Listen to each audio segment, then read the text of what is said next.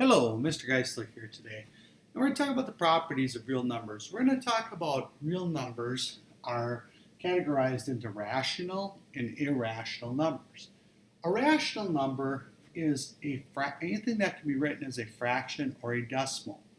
It does include repeating or terminating decimals. So I'm going to write that underneath here. Repeating or terminating. Okay? So that either way would still be a rational number, because even repeating decimals can be written as fractions.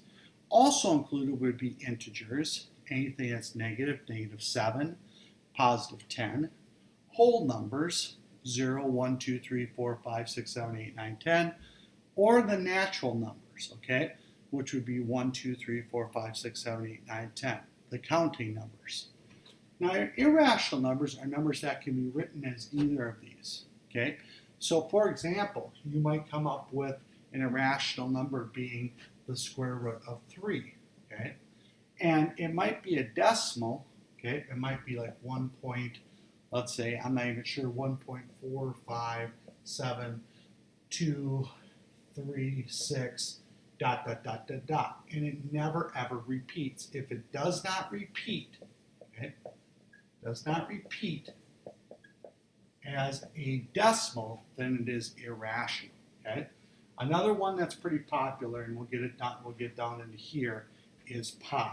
Pi is a number that goes on forever and ever and never repeats. So that is an irrational number. Okay. Well, let's take a look at the rest of these. Let's categorize these. So 0.7, that is a decimal. Is it a repeating or terminating decimal? Yes. It can also be written as what? When you read this, this is the same thing as 7/10. Okay?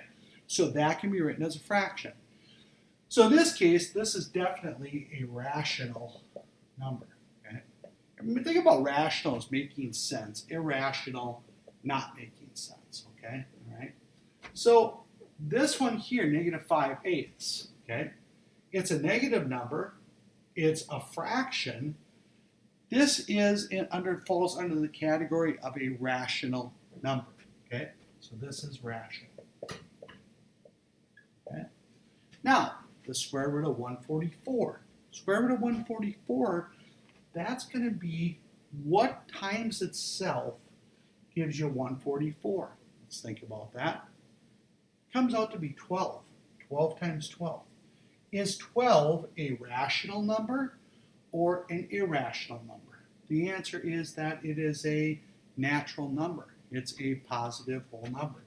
So that would also be under the category of rational.